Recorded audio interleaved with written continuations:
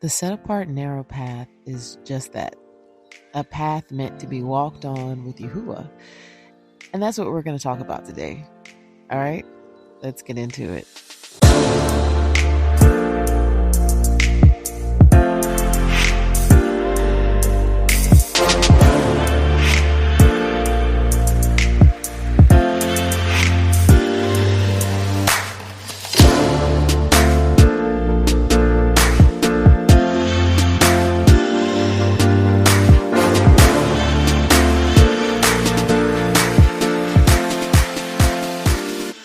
Before I talk about moving forward, I want to briefly speak on stagnation and what it felt like for me. It felt meaningless, lost, frustrating, confining or restricting, slightly blinding and deafening. It lacked understanding, oppressive and dark, spiritually crippling, very discouraging. In short, it felt like being on a raft that's slowly drifting further and further away from Yahuwah. I wound up there by allowing myself to be distracted by belonging. This is a little new for me because I've always been an outsider no matter where I found myself, and it never really bothered me before. However, this time it was different because it was Yahuwah's household. I thought I finally found my family and I could enjoy being in a community, but unfortunately that wasn't the case. Now, this isn't a woe is me, this is what happened to me type of thing, because there were lessons that were learned from the experience, and I want to give Yahuwah praise for that. One of the things that Yahuwah showed me was the importance of inspecting fruit, no matter what a person calls themselves or what they claim to believe. Yahusha also taught this in Matthew 12, verses 46 to 50. While he yet talked to the people, behold, his mother and his brethren stood without, desiring to speak with him. Then one said unto him, Behold, your mother and your brethren stand without, desiring to speak with you. But he answered and said unto him that told him, Who is my mother, and who are my brethren? And he stretched forth his hand towards his taught ones, and said, Behold my mother and my brethren. For whosoever shall do the will of my Father which is in heaven, the same is my brother and sister and mother. This teaching can also be found in Mark 3:31 to 35 and Luke 8:19 to 21. And aside from this, Yahuwah taught me how important it is to keep your eyes on his word or his law in order to keep from being consumed by the beast. Now I'm going to read Matthew 14:22 to 33, but you can also find this same instance in Mark 6:45 to 51 and John 6:15 to 21. However, it's in the account of Matthew that gives more detail to the situation. So, and straightway Yahusha constrained his taught ones to get into a ship and to go before him unto the other side while he sent the multitudes away. And when he had sent the multitudes away, he went up into a mountain apart to pray. And when the evening was come, he was there alone. But the ship was now in the midst of the sea, tossed with the waves, for the wind was contrary. And in the fourth watch of the night, Yahusha went unto them, walking on the sea. And when the taught ones saw him walking on the sea, they were troubled, saying, It is a ruach. And they cried out for fear, but straightway Yahusha spoke unto them, saying, Be of good cheer, it is I, be not afraid. And Kappa answered him and said, Adonai, if it be you, bid me to come to you on the water. And he said, Come. And when Kappa was come down out of the ship, he walked on the water to go to Yahusha. But when he saw the wind boisterous, he was afraid, and beginning to sink, he cried, saying, Adonai, save me. And immediately Yahusha stretched forth his hand and caught him, and said unto him, O you of little faith, wherefore did you doubt? And when they were come into the ship, the wind ceased. Then they that were in the ship came and worshipped him, saying, Of a truth, you are the Son of Yahuwah. Mayam is the word for waters in the Paleo Hebrew. And one of the functions of that word is chaos. Given the context of what was going on when Yahusha was walking on the water, it's safe to say Mayam was functioning as chaos in this account. Kappa's eyes on the word of Yahuwah allowed him to use chaos as a footstool. Listen to what Luke 10:17-20 says. And the 70 returned again with joy, saying, Adonai, even the devils are subject unto us through your name. And he said unto them, I beheld Hashatan as lightning falling from heaven. Behold, I give unto you power to tread on serpents and scorpions. That sounds like chaos. And over all the power of the enemy, and nothing by any means, and nothing shall by any means hurt you. Notwithstanding in this, rejoice not, that the Ruachs are subject unto you, but rather rejoice because your names are written in heaven. Again, if you really think about what Yahusha was saying right here, I give you power to tread on serpents and scorpions. Serpents and scorpions are agents of chaos. And he's saying that they are the footstool of those that walk with him, because he has been given the authority and the power to tread on serpents and scorpions, i.e., chaos. This isn't taken away from what he did, because I 100% believe that Yahusha in the flesh walked on water. However, we get caught up in what he did in the physical, forgetting what he did in the spiritual. And we're supposed to worship Yahuwah in spirit and in truth, and Ruach and in truth. So with that being said, it's important to pay attention to the spiritual aspects of these things that Yahusha did, because he did more than just show him peace in the midst of chaos. He also revealed who he is, but that's for another time. Now look what happened when Kappa took his focus or his eyes off the word of Yahuwah, because we know that Yahusha is the word of Yahuwah. When he did that, the chaos or the mayam began consuming him. That's when he began to sink. So Kappa, refocusing on the word of Yahuwah, who is Yahusha, rescued him from the chaos. See, the thing about being in Yahuwah's kingdom is a lot of us are trying to enter into his kingdom in the carnal, but we are supposed to be transformed by the renewing of our mind, that we present our bodies as a living sacrifice, kadash, and acceptable unto Yahuwah, which is our reasonable service, right? So with that being said, we have to begin to look at his kingdom as it is. It's a spiritual kingdom. Before I go any further, there are 4 episodes that on this podcast that I actually listened to the other day, and they kind of go along with this one. And it's funny because I actually go back and listen to my episodes, and Ruach HaKodesh actually had me listen to these the other day, and it was helping me in this new part of the path that I'm on with Yahuwah. So the first one is episode 9, titled Transitions.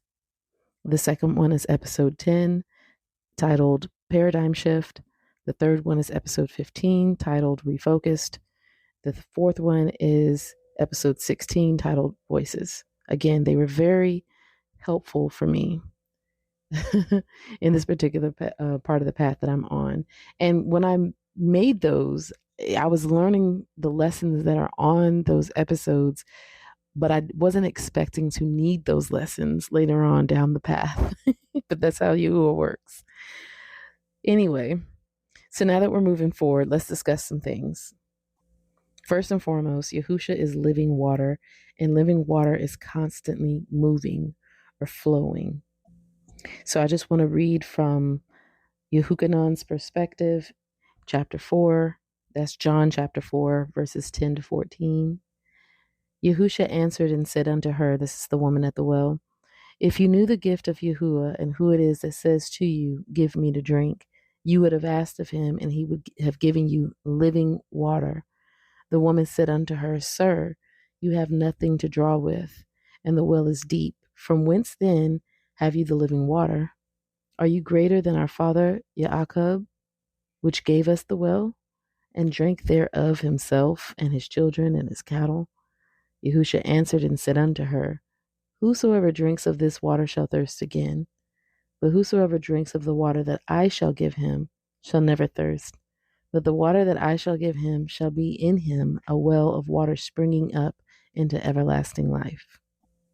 So when you observe Yahusha through the books of the Bashar, or the good tidings that Matthew, Mark, Luke, and John, or Yehukanan, wrote, you can see that he was constantly moving from one place to the other like living water, carrying out his Father's will. And as followers of Yahusha, we should move as he moves via Ruach HaKodesh. Yahusha also teaches this in the 3rd chapter of the book of Yehukanan, or John, when he was talking to Nicodemus. It says, there was a man of the Parashayam, that's the Pharisees, named Nicodemus, a ruler of the Yehudayam, The same came to Yahusha by night and said unto him, Teacher, we know that you are a teacher come from Yahuwah, for no man can do these miracles that you do, except Yahuwah be with him. Yahusha answered and said unto him, Aman, Aman, I say unto you, except a man be born again, he cannot see the kingdom of Yahuwah. Nicodemus said unto him, How can a man be born when he is old? Can he enter the second time into his mother's womb and be born? Yahusha answered, Aman, I say unto you, except a man be born of water and of the Ruach, he cannot enter into the kingdom of Yahuwah. That which is born of the flesh is flesh, and that which is born of the Ruach is Ruach. Marvel not that I said unto you, you must be born again. The wind blows where it wills, and you hear the sound thereof, but can't tell whence it comes and whither it goes. So is everyone that is born of the Ruach. Again, Yahusha was constantly moving like living water, carrying out his Father's will, and those that are born again via the water, which is the living water of Yahusha, and the Ruach of Yahuwah, flow like living water, just as Yahusha did, or I should say does. So stagnation is interrupted flow. It's interrupted flow. Just think about a beaver's dam. Beavers build a dam to stop the water from flowing and to build up with nowhere to go. This is Debar Yam, or Deuteronomy 1, verses 6 to 8. Yahuwah Eluah spoke unto us in Harab, saying, You have dwelt long enough in this mount. Turn you and take your journey, and go to the mount of the Amorites, and unto all the places nigh thereunto, in the plain, in the hills, and in the valley, and in the Negab, and stand by, and by the seaside, to the land of the Canaanites, and unto Lebanon, unto the great river, the river Parath, that's the Euphrates. Behold, I have set the land before you. Go in and possess the land which Yahuwah swore 7 oaths unto your fathers, Abraham, Yitzchak, and Jacob, to give unto them and to their seed after them. So Yahuwah was telling them, you've been here long enough, it's time for you to move. They were stagnant. They were becoming stagnant. Also, in the same book, 2nd chapter, verse 3, it says, You have compassed this mountain long enough, turn you northward. So Yahuwah does not let us dwell long in a space.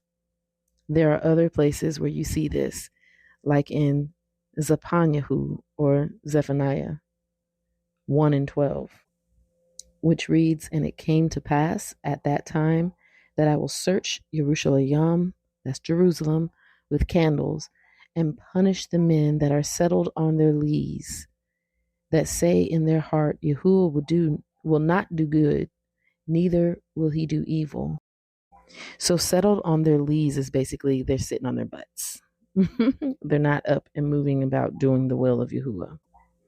Then there's Yeramayahu or Jeremiah 2 and 13 that says, "For my people have committed two evils. They have forsaken me, the fountain of living waters, and hewed them out cisterns, broken cisterns that can hold no water." So the forsaking living waters is moving into stagnation because, again, living water is constantly moving. And when you forsake the living waters, you move into stagnation. The reason why this is so important is because if you go back to what was in Matthew 12, Yahusha's teaching, he literally tells you that his brothers and his sisters and his mother are those that do the will of his Father. If you are stagnant, you're not doing the will of the Father, which means you're not a co-heir with Yahusha because you have chosen to sit on your butt or on your lees, but you've chosen to sit on your butt and not do the work of the Father. So as I'm speaking of this, it's only necessary for me to speak about Yahuwah's law, which is his word, and the peace offering.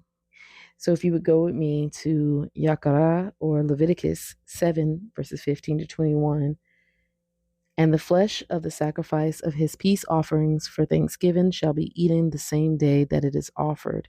He shall not leave any of it until the morning." That's the first peace offering. Here's the second. "But if the sacrifice of his offering be a vow or a voluntary offering," this is you choosing Yahuwah, "it shall be eaten the same day that he offers his sacrifice, and on the morrow also the remainder of it shall be eaten. But the remainder of the flesh of the sacrifice on the third day shall be burnt with fire. And if any of the flesh of the sacrifice of his peace offerings be eaten at all on the third day, it shall not be accepted, neither shall it be imputed unto him that offers it. It shall be an abomination, and the soul that eats of it shall bear his iniquity, and the flesh that touches any unclean thing shall not be eaten. It shall be burnt with fire. And as for the flesh, all that be clean shall eat thereof. But the soul that eats of the flesh of the sacrifice of peace offerings that pertain unto Yahuwah, having his uncleanness upon him, even that soul shall be cut off from his people. Moreover, the soul that shall touch any unclean thing, as the uncleanness of man, or any unclean beast, or any abominable unclean thing, and eat the flesh of the sacrifice of peace offerings, which pertain unto Yahuwah, even that soul shall be cut off from his people." So what we have here is the law for a voluntary vow, peace offering. And going back and reading it, it lets you know you have 2 days to eat this offering. But on the third day, if you try to eat of this offering, you'll be considered unclean, and your iniquity will remain on you.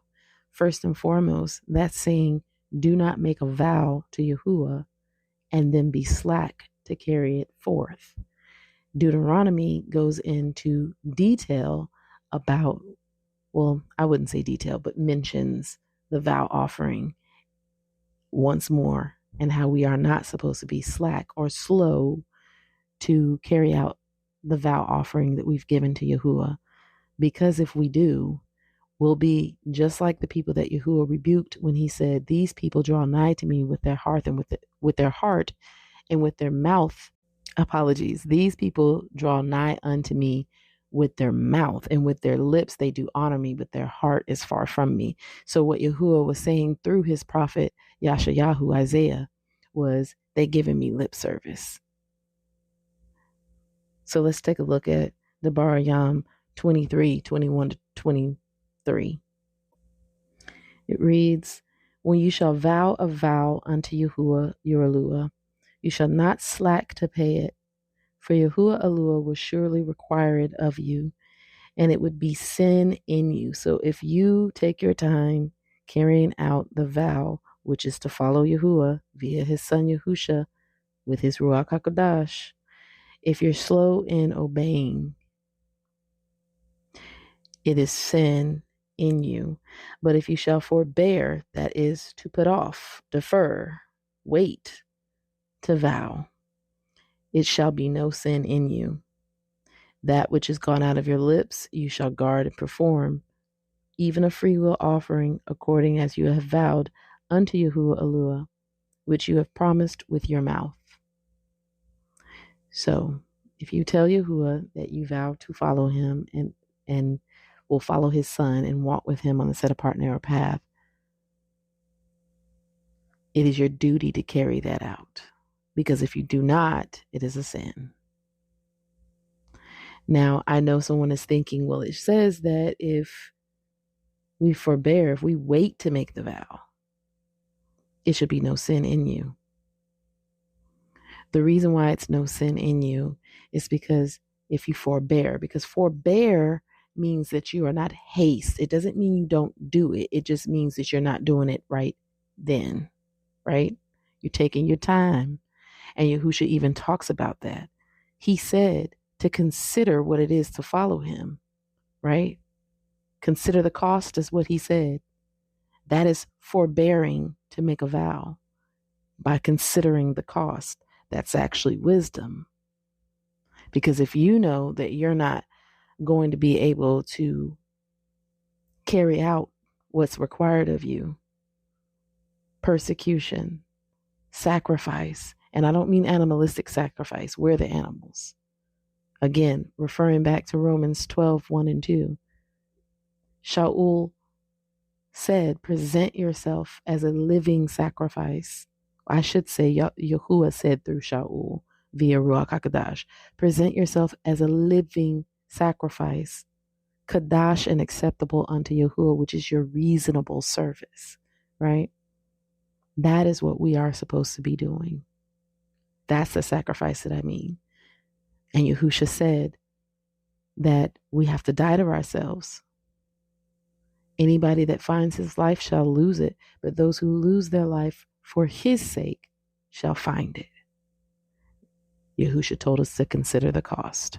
That's what it means to forbear making the vow. Make sure you're up for the task before you vow unto Yahuwah that you are going to do what you said you're going to do.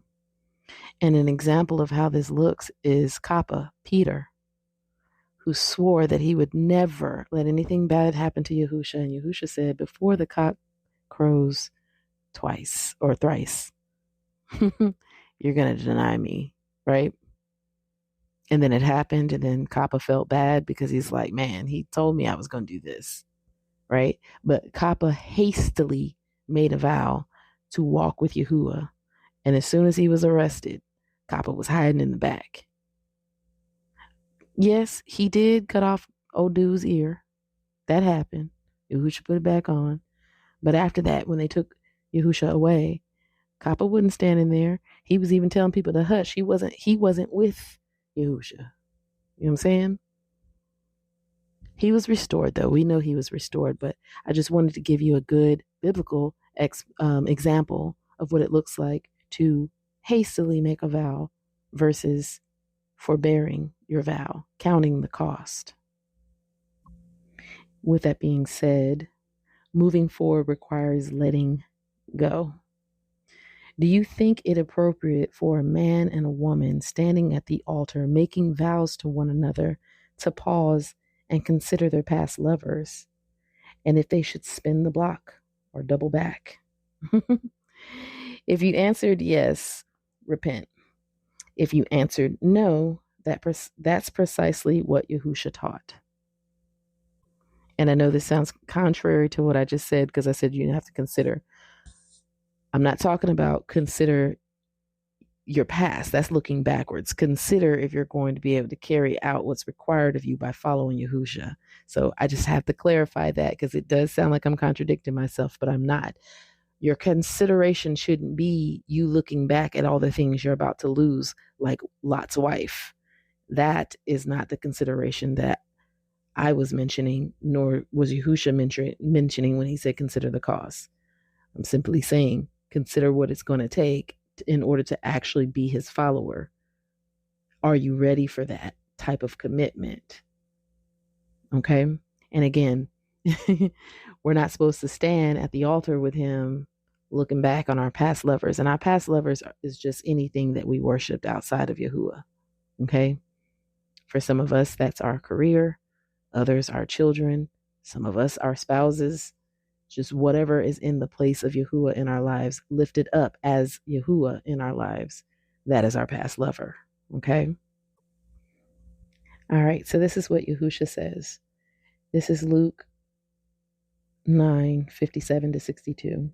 And it came to pass that as they went in the way, a certain man said unto him, Adonai, I will follow you whithersoever you go. And Yahusha said unto him, Foxes have holes, and birds of the air have nests, but the son of Adam has nowhere to lay his head. And he said unto another, Follow me. But he said, Adonai, suffer me first to go and bury my father. Yahusha said unto him, Let the dead bury their dead, but go and preach the kingdom of Yahuwah. And another also said, Adonai, I will follow you, but let me first go bid them farewell, which are at home at my house. And Yahusha said unto him, No man having put his hand to the plow and looking back is fit for the kingdom. So again, this is going into the type of consideration that we're talking about here. You have to consider the cost of walking with Yahusha, not consider what you're losing, because what you're gaining is far more greater than anything that you would be losing in this world. Okay.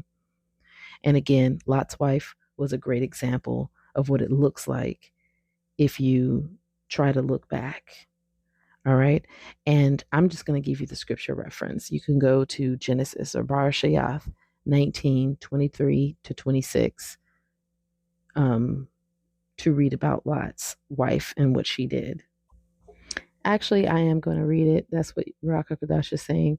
So, Barshayath, Genesis 19:23-26. The sun was risen upon the earth when Lot entered into Zar. Then Yahuwah raised upon Sodom and Amorah brimstone, rained upon Sodom and upon Amorah brimstone and fire from Yahuwah out of the heavens, and he overthrew those cities and all the circle of the Yarden, that's the Jordan, and all the inhabitants of the cities, and that which grew upon the ground. But his woman looked back from behind him, and she became a pillar of salt. Becoming a pillar of salt. Remember how Yahusha talked about if salt loses its seasoning, how can it... Let me go there real quick. Matthew 5:13, because I was about to butcher what it was that he said, so it's just best that I go there. Matthew 5:13. You are the salt of the earth, but if the salt has lost his savor, wherewith shall it be salted? It is henceforth good for nothing, but to be cast out and to be trodden underfoot for men. So I've always looked at this like salt is a seasoning. How do you season a seasoning? Not to mention salt, specific types, not the iodine salt that we've been given since we were kids, but stuff like Celtic salt, sea salt. Those are actually electrolytes, right? Stuff that your body needs, nutrients, minerals that your body needs. And if it loses its ability to heal and mineralize an object, what good is it, right? If you wouldn't just put salt in your water and drink it just so you could be drinking salty water.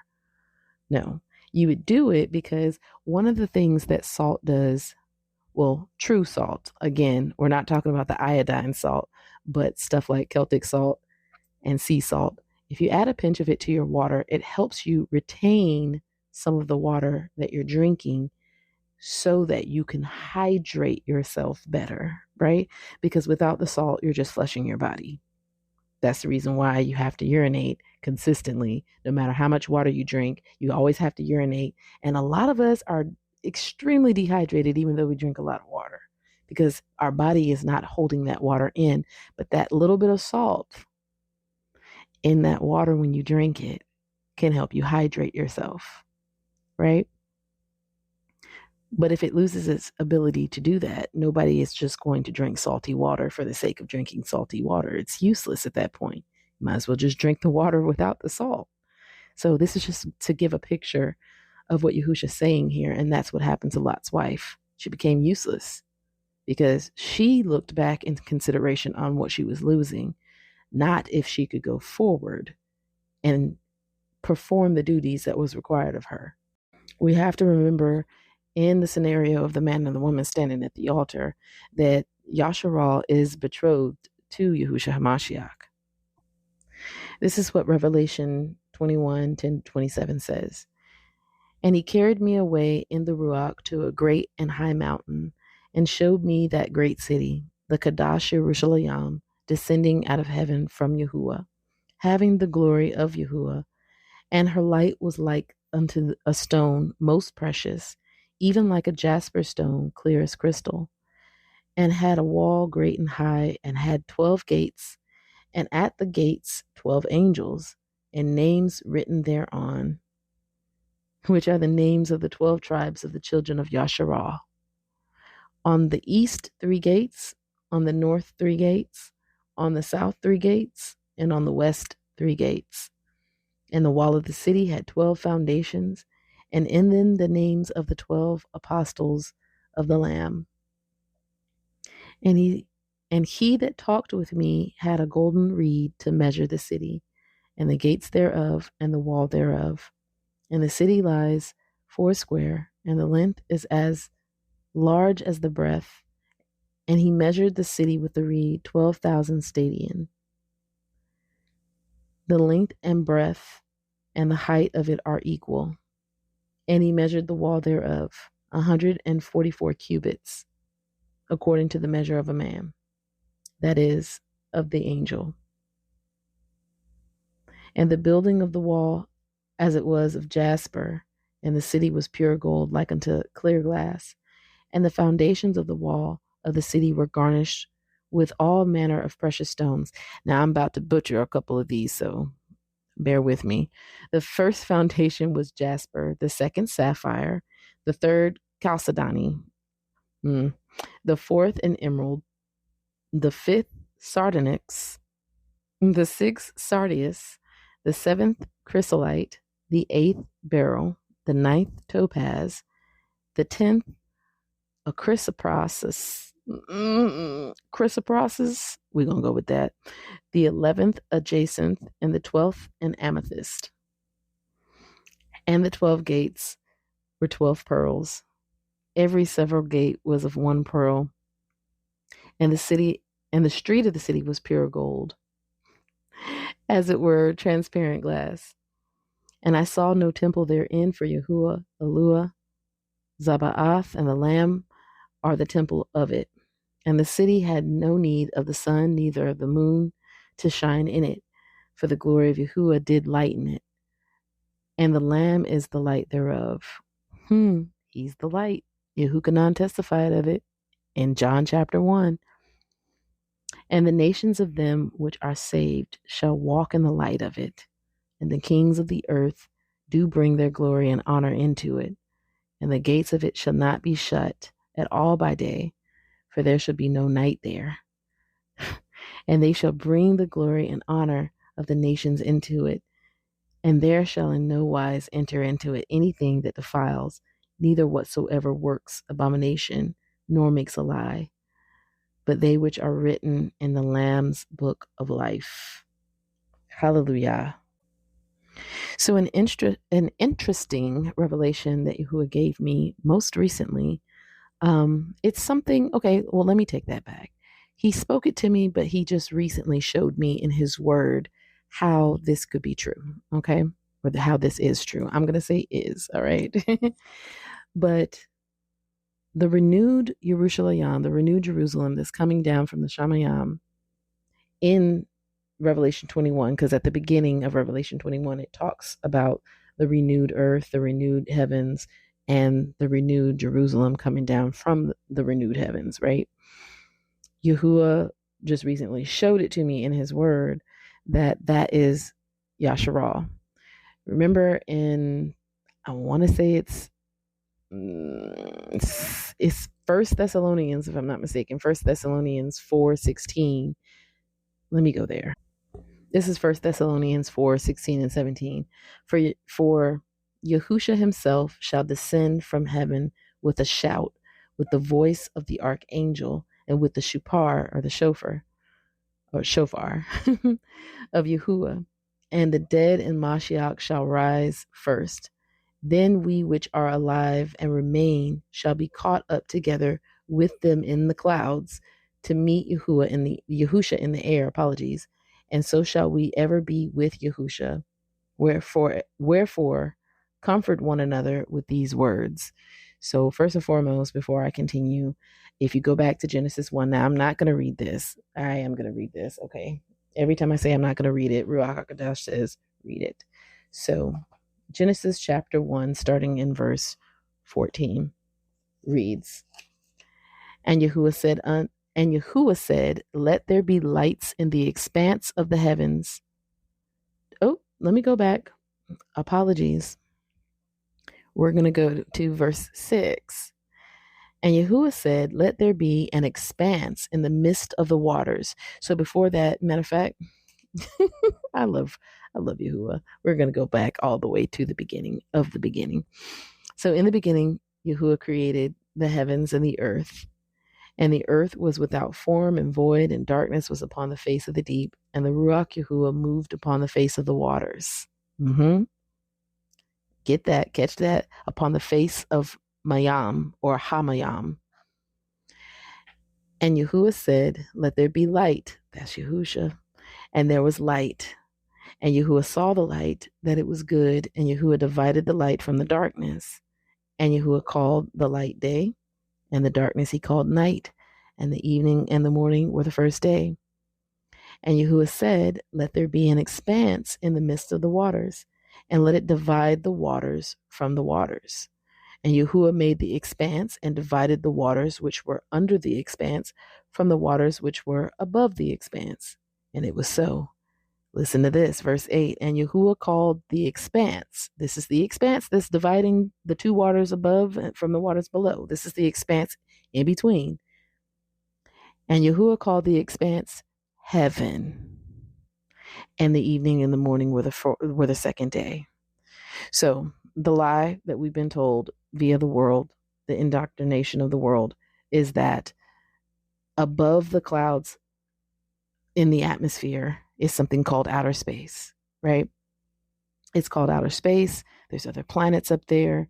You can get in a spaceship. You can pierce the atmosphere. You can go to outer space. The sun is out there. The moon is out there. Other planets are out there. The stars are out there. That's the lie we've been told, because Yahuwah's word says that the sun, moon, stars are in the expanse. And above all of those is water. You ever thought about the fact that they told us that outside of Earth's atmosphere, you float and you can't breathe without having on equipment that looks very similar to divers equipment, right? That's because that's water up there. That's why you can't breathe it. That's why you float in it, because it's water, like Yahuwah said. So let's jump down to verse 14. Yeah, that's a good one. And Yahuwah said, let there be lights in the expanse of the heavens to divide the day from the night, and let them be for signs and for appointed feasts and for days and years. And let them be for lights in the expanse of the heavens to give light upon the earth. And it was so. And Yahuwah made two great lights, the greater light to rule the day, and the lesser light to rule the night. He made the stars also, and Yahuwah set them in the expanse of the heavens to give light upon the earth, and to rule over the day and over the night, and to divide the light from the darkness. And Yahuwah saw that it was good, and the evening and the morning were the fourth day. All right. So we were told that the sun, moon, and the stars were in the expanse of heaven. And we were told that heaven is in between the waters that Yahuwah divided. not above, in between, right? Now, it doesn't mean that heaven isn't vast, because it is. But this is just the picture that Yahuwah gave us. Now, if we go back to what we read in Revelation about there being no more need for the sun or the moon in the renewed Jerusalem, I want you to listen to Revelation. Sorry, I'm turning pages. Revelation 10, verse 6. Okay. And swore by him that lives forever and ever, who created heaven and the things that therein are, and the earth and the things that therein are, and the sea and the things which are therein, that there should be time no longer. So this is one of the voices uttering in the Shamayam, talking to Yehukanan, the Revelator. Okay. And notice he says, and swore by him that lives forever and ever, who created the heaven and the things that are in, and the earth and the things that are in it, and the sea and the things that are in it. Well, in Genesis chapter 1, it talks about who created all those things. That's Yahuwah. And it said that there should be time no longer. Verse 14 in Genesis, we read that Yahuwah gave us the sun and the moon for times, appointed times, feasts. Let me go back. He specifically said for signs, appointed feasts, and for days and years. So this is how we tell time, right? But there's no need for time in eternity, because eternity is the absence of time, which is why it's talked about in Revelation 10 and 6 that time is destroyed. There is no time in eternity, right? There's no time. So time is destroyed. There's no need for us to have the sun, moon, and the stars, because we will dwell with Yahuwah and Yahusha, right? Every day, all day. Right? So circling back to the peace offering, Yahusha is this peace or vow offering that we make to Yahuwah. Okay? I'm going to read you a couple of statements from witnesses. Okay? Now it's up to you to take these statements back to Yahuwah and evaluate if how I am interpreting them, if it's true or not. It's up to you to do this. Okay? So the first one up is Romans 5:1. Therefore, being justified by faith, we have peace with Yahuwah through our Adonai Yahusha HaMashiach, by whom also we have access by faith into this grace wherein we stand and rejoice in hope of the glory of Yahuwah. All right. The next one is John or Yehukanan 13:1-8. Before the feast of the Pesach, when Yahusha knew that his hour was come, that he should depart out of this world unto the Father, having loved his own which were in the world, he loved them unto the end.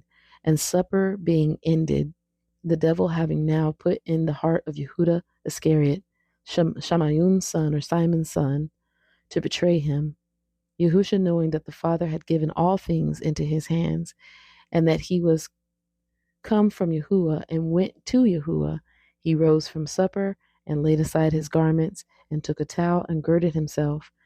After that, he poured water into a basin and began to wash his taught one's feet, or his Lamudayam's feet, and to wipe them with the towel wherewith he was girded. Then came he to Shamayun Kappa, Simon Peter, and Kappa said unto him, Adonai, do you wash my feet? Yahusha answered and said unto him, what I do you know not now, but you shall know hereafter. Kappa said unto him, you shall never wash my feet. Yahusha answered him, if I wash you not, you have no part with me. He was letting them know, if I don't cleanse you, you don't have any inheritance in my Father's kingdom. That's the part. That's how, remember, we're co-heirs with Yahusha. And he was washing them. He was sanctifying them, cleansing, purifying them, right? And I think I spoke about this in another podcast episode, so I'm not going to go into detail. But in Leviticus, well, great detail, in Leviticus chapter 1, it shows the ascending smoke sacrifice and how you prepare the ascending smoke sacrifice according to the animal that you're sacrificing. The first was an ox, and in the Paleo Hebrew, um, in the scripture in Revelation 22, where Yahusha says, I am the first and the last, and we were always told Alpha and Omega, but it's actually Alap and Tha. So Alap is the first letter in the Hebraic alphabet, right? And it's represented on the pictograph by an ox head. That is the picture for the Alap. It's an ox head. If you go and you look up, you'll see that a bullock is also an ox. Okay. So the first sacrifice was Yahusha in Leviticus chapter 1. And down somewhere around verses 9 and 10, it says that sacrifice is to be prepared by doing things. I can't remember the first part of it, but it says washing the inwards and the legs with water.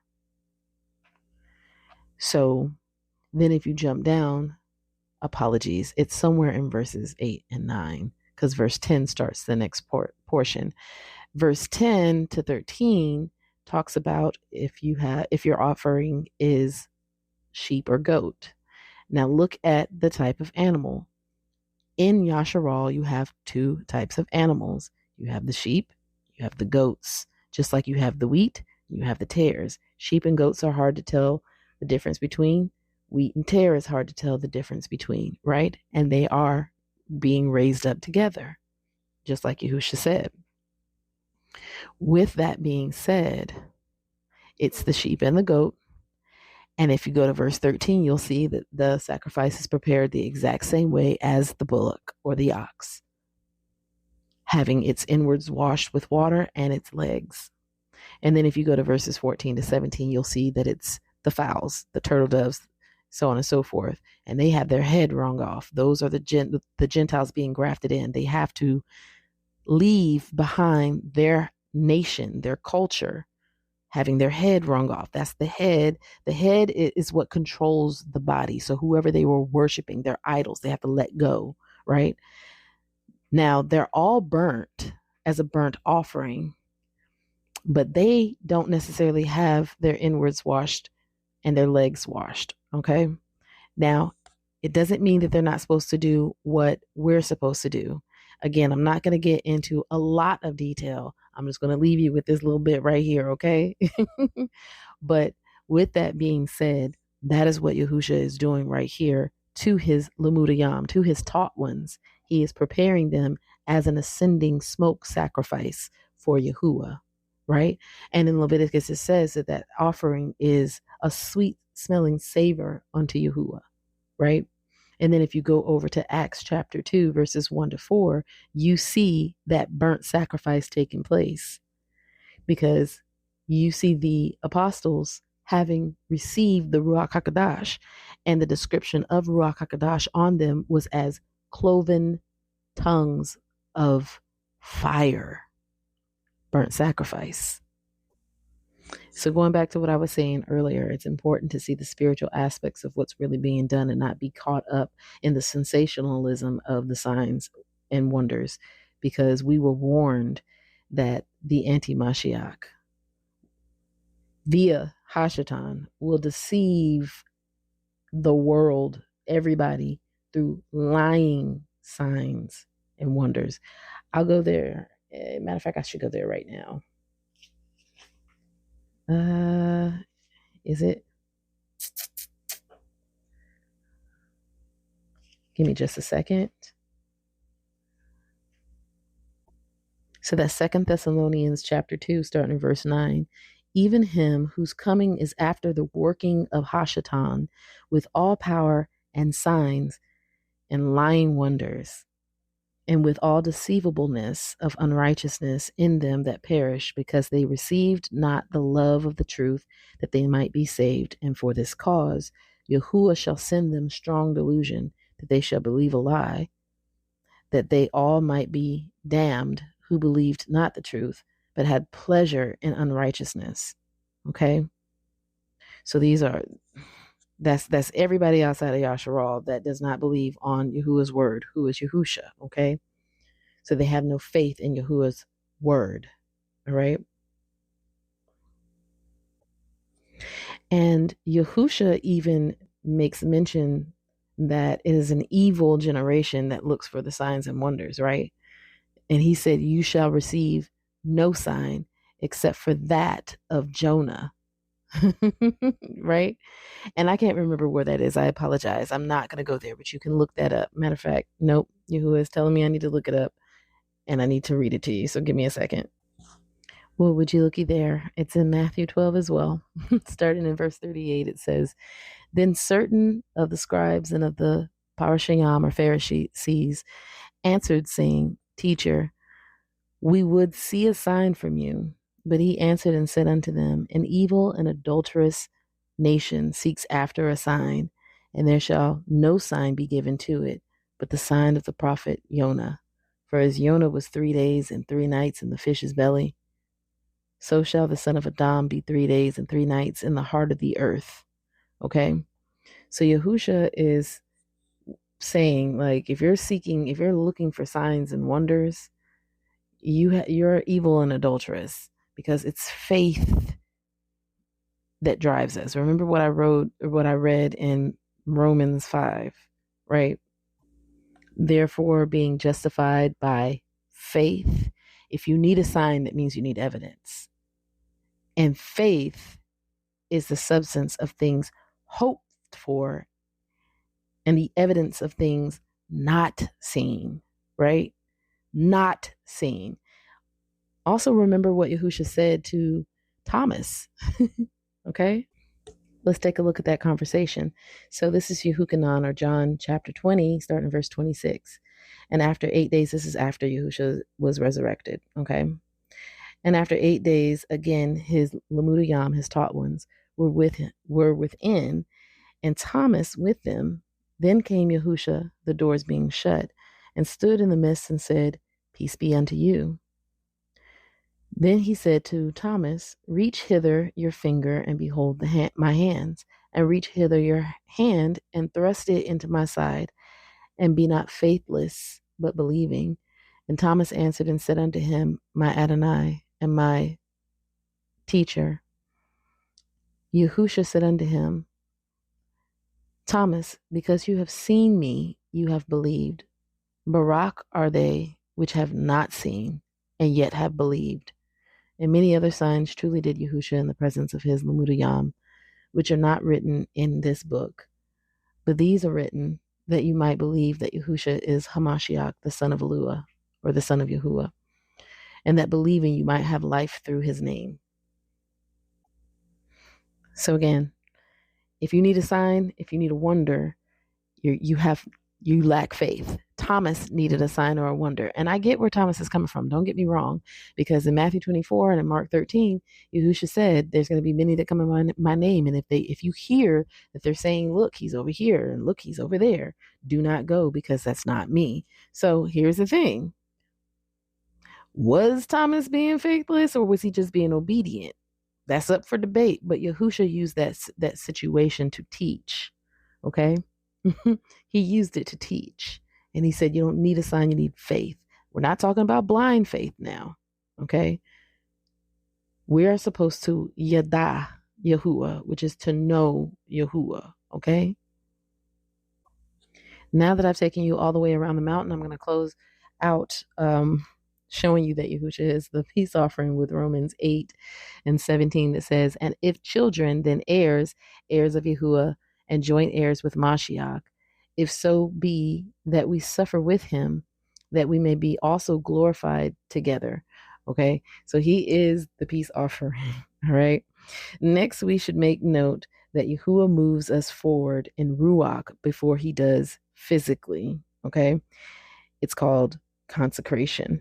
The Lamudayam were consecrated by remaining in the word of Yahuwah day and night before waiting for and receiving Ruach HaKodesh, which would allow them to continue carrying out Yahuwah's will. That is the upper room that's mentioned in Acts chapter 1. Okay. They waited there. We'll read that real quick. Okay. Starting in verse 1, it says, "The former treaties have I made, O Theophilus, of all that Yahusha both began both to do and teach, until the day in which he was taken up.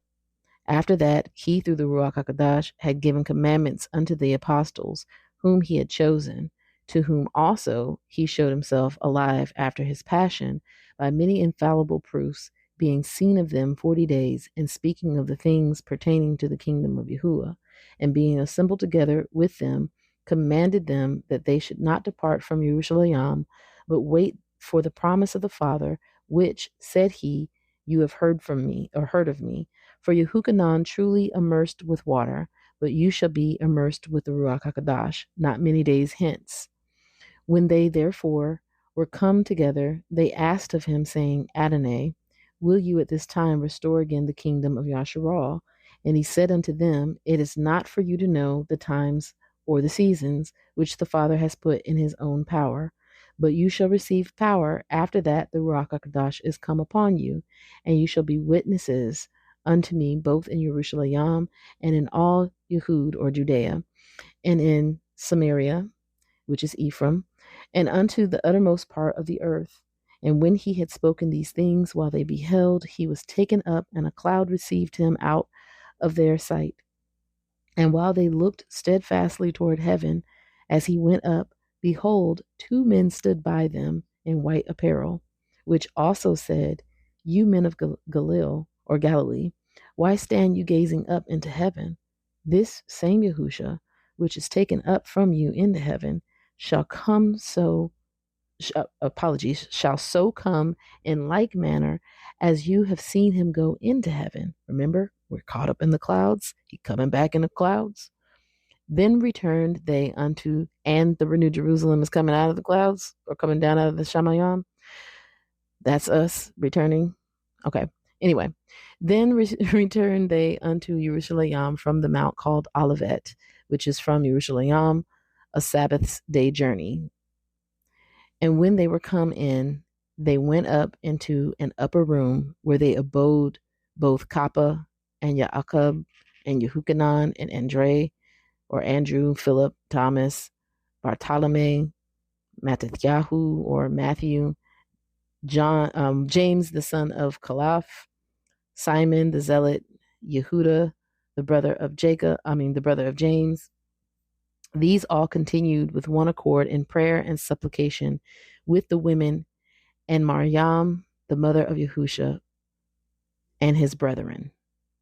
Now, this is significant because in Deuteronomy chapter 8, it talks about staying at the door of the tabernacle.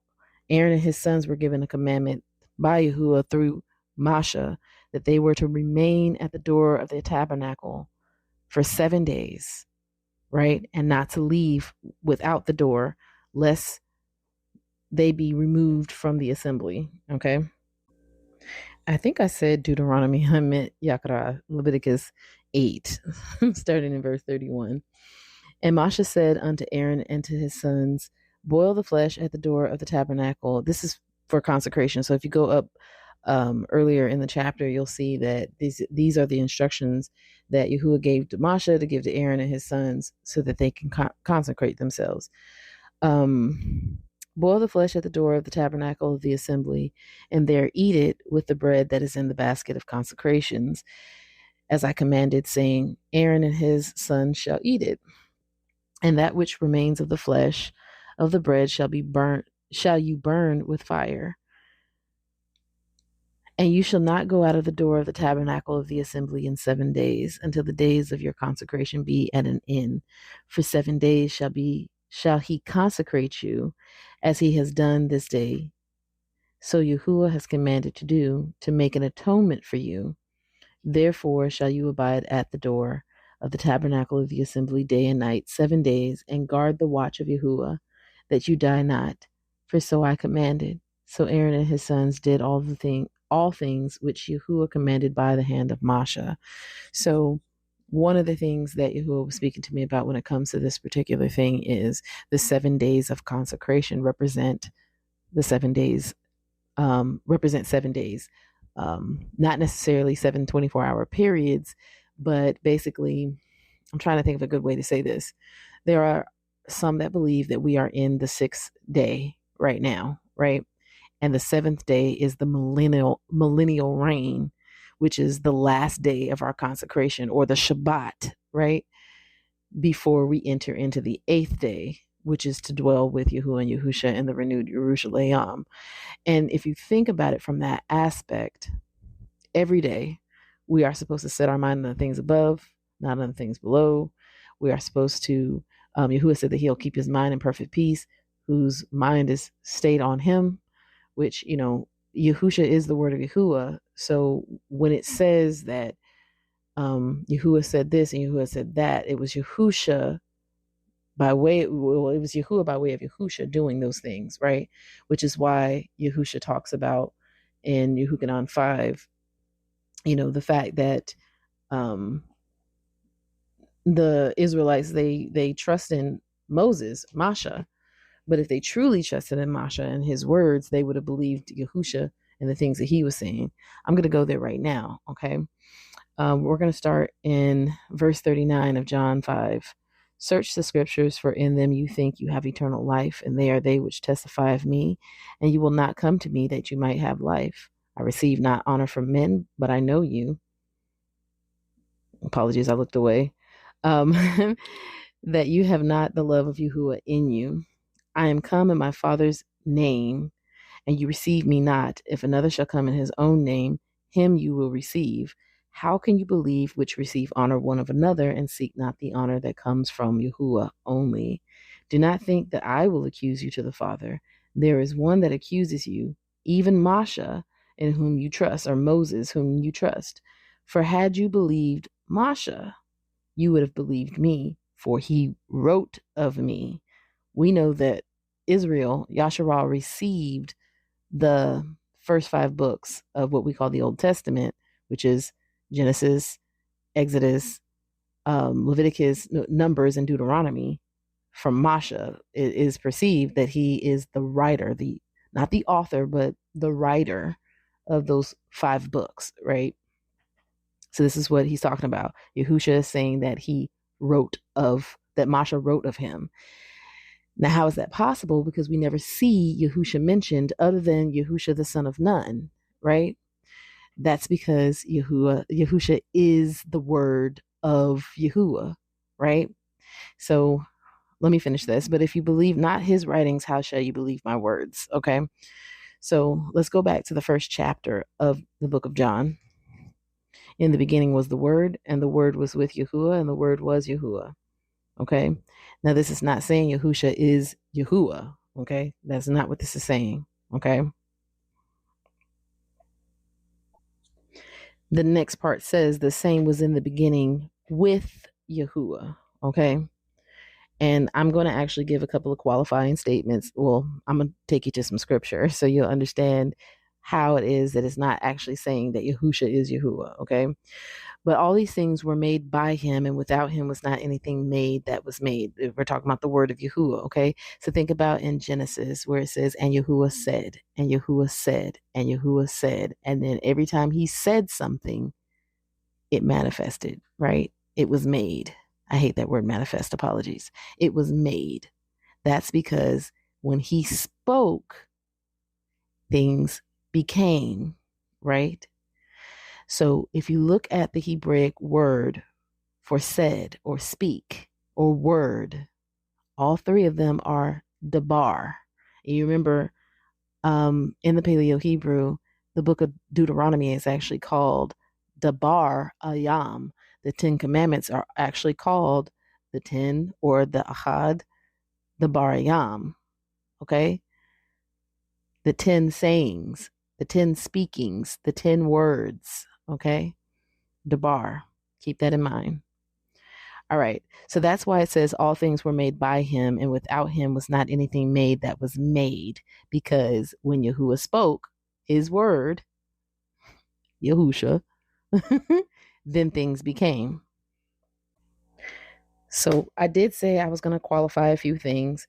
So let me go ahead and do that real quick. All right. So first and foremost, let's go to chapter 6 of the same book, John chapter 6. I'm going to start in verse 44. You can start before that and see the same thing, but I'm going to start in verse 44. No man can come to me except the Father which has sent me draws him, and I will raise him up at the last day. It is written in the prophets, and they shall be all taught of Yahuwah. That's via his Ruach. Every man, therefore, that has heard and has learned of the Father comes unto me. So here's the thing. Yahusha is speaking of his Father as though he is a separate entity from himself. Okay. This is Yahusha's own testimony. We're going to get into another part of Yahusha's own testimony. Okay. Go to the 8th chapter of the same book. I'm going to read 2 different places. The first is going to start in verse 17 of chapter 8. It is also written in the statutes describing that the testimony of 2 men is true. I am one that bears witness of myself, and the Father that bears witness of me. Then said they unto him, Where is your Father? Yahusha answered, neither know me nor my Father. If you had known me, you should have known my Father also. These words spoke Yahusha in the treasury as he taught in the temple, and no man laid hands on him, for his hour was not yet come. So let's go into this. So in the law of Yahuwah, back in what we call the Old Testament, it is established by the witness of 2 or 3 men, a thing is true. That's the reason why the council, the elders, and the scribes and Pharisees and all them, that's the reason why they needed at least 2 false witnesses to come forward to persecute Yahusha or to kill Yahusha. Okay. They needed at least 2 because Yahuwah had already established that one person saying something isn't enough. Okay. Has to be at least 2.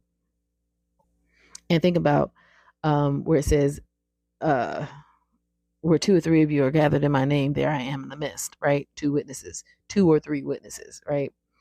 All right. So let's get into that, because Yahusha is testifying that he is one witness and his Father is another witness, right? He already established it has to be 2 witnesses. So he's letting you know that him and the Father are not the same being, but they are the same essence. That's what he means by I and the Father are one.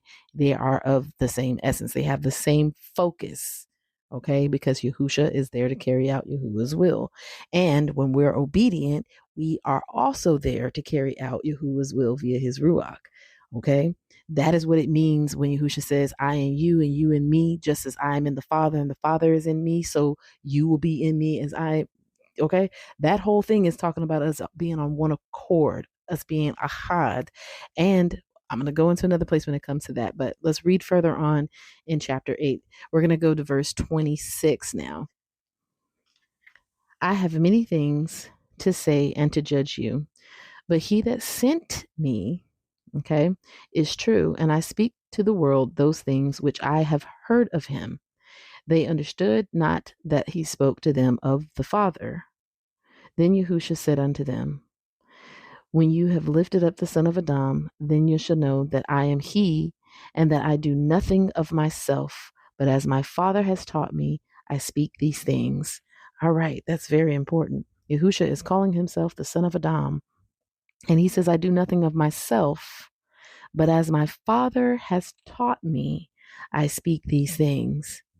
So something that I've always questioned was, if Yahuwah and Yahusha are the same being and he wants us to know the truth, wouldn't he just let us know that he's the Father, right? Wouldn't that be the case? Or were we told in error that Yahusha and Yahuwah are the same being because in Christianity, the one that they're calling the Messiah, JC, is actually Hashatan in disguise, right? Because in Isaiah 12, we read, I want to say it's 12 to 14, we read that Hashatan wanted to be as the Most High, in place of the Most High. And what better way to do that than to tricking mankind into thinking that he's the Messiah and that he and the Creator are the exact same being. He just came down in the flesh, right? Okay. So now we're getting the picture, because Yahusha is testifying that this isn't the case. But wait, there's more. Going back to the first chapter of the book of John, John himself. Now, mind you, this is the man that Yahusha praised. There's no other man like this man, right? That is born of a woman, is what he said, right? Let's look at verse 33 and 34 of John chapter 1. And I knew him not, but that he that sent me to immerse with water, the same said unto me, upon whom you shall see the Ruach descending and remaining on him. The same is he which immerses with the Ruach HaKodesh. And I saw and bore record that this is the Father? No. That this is the Creator? No. That this is the one all true being, the Most High? No. This is what John says. And I saw and bore record that this is the Son of Yahuwah. This is the only man born with the Ruach HaKodesh, the Spirit of Truth. Okay? The Ruach Amatz, Spirit of Truth. And his testimony, he bore witness. And his testimony was that Yahusha is the Son of Yahuwah. Let's go to what he said, okay? Let's go back to the beginning of that chapter and starting in verse 6. There was a man sent from Yahuwah. So Yahuwah sent Yehukanan, okay? Whose name was Yehukanan? Okay, I forgot to read that part. Yehukanan was sent from Yahuwah. The same came for a witness to bear witness of the light. The same came for a witness to bear witness of the light, that all men through him might believe. He was not that light, but was sent to bear witness of that light. So Yehukanan's witness of Yahusha is that he is the son of Yahuwah. There's another one. If you go to Matthew 16, starting in verse 13, let's look at the conversation that Yahusha had with his disciples. And this is after he told them to beware of the leaven of the Pharisees. And they were like, well, what does that mean? He was like, listen, beware of their doctrine. Okay. Matter of fact, I'm going to start in verse 10. I'm going to start in verse 6. Then Yahusha said unto them, take heed and beware of the leaven of the Pharisees and of the Sadducees. And they reasoned among themselves, saying, it is because we have taken no bread. Which when Yahusha perceived, he said unto them, O you of little faith, why reason you among yourselves, because you have brought no bread? Do you not understand, neither remember the 5 loaves of the 5,000 and how many baskets you took up? Neither the 7 loaves of the 4,000 and how many baskets you took up? How is it that you do not understand that I spoke it not to you concerning bread, that you should beware of the leaven of the Pharisees and the Sadducees? Then understood they how that he had bade them not beware of the leaven of bread, but of the doctrine of the Pharisees and the Sadducees. When Yahusha came into the coast of Caesarea Philippi, I told you I'd be butchering these names. He asked his Lamudiyam, his taught ones, saying, who do men say that I, the son of Adam, am? And they said, some say that you are Yehukanan the Immerser, some Eliyahu, or that's Elijah, and others Jeremiah, and one of the prophets. He said unto them, but who say you that I am? And Simon Peter answered and said, you are Hamashiach. That means Messiah, the son of the living Elua. And Yahusha answered, this was Yahusha's response to Peter. And Yahusha answered and said unto him, Barak are you, Simon, son of Jonah. For flesh and blood has not revealed this unto you, but my Father which is in heaven. Okay? And I say unto you that you are Peter or Kappa, and upon this rock I will build my called out assembly. Okay? So understand that is not saying that Peter is the rock. Okay? Upon this rock. The rock was not Peter. Okay? But remember what it said in Revelation 21, that the foundations of the renewed Jerusalem were the 12 apostles. Okay. It wasn't meaning that Peter was the first pope. I don't know where that understanding came from, but that is erroneous. All right. So here's another witness. And this is why I like the book of John, because the book of John focuses more on Yahusha instead of what Yahusha did. it doesn't focus on the miracle signs and wonders so much as what he was teaching and who he is. Okay. So John 17, these words spoke Yahusha and lifted up his eyes to heaven and said, Father, the hour is come. Glorify your Son, that your Son also may glorify you, as you have given him power over all flesh, that he should give eternal life to as many as you have given him. And this is life eternal, that they might know you, the only true Alua, and Yahusha Hamashiach, whom you have sent. This is Yahusha's prayer. And Yahusha Hamashiach, whom you have sent. I have glorified you on the earth. I have finished the work which you gave me to do. And now, O Father, glorify me with your own self, with the glory which I had with you before the world was.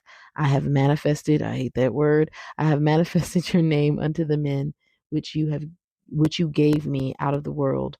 Yours they were, and you gave them me, and they have guarded your word. Now they have known that all things whatsoever you have given me are of you. For I have given unto them the words which you gave me, and they have received them and have known surely that I came out from you, and they have believed that you did send me. Pause. Yahusha is saying this. This is not some random person saying this. This is Yahusha saying this. Okay. Yahusha, out of his own mouth, his own testimony is that he was sent from the Father. Okay. And that the Father gave him the words to say. And not only that the Father gave him the words to say, but the disciples that Yahusha specifically sought out as his 12, minus Judah Iscariot, but Matthias, who replaced him, or Mattatyahu, him. They believed Yahusha's testimony that he was who he said he was, and every word that came from him, which was what the Father taught him to say. They had faith. They believed, right? This is Yahusha's own testimony of himself.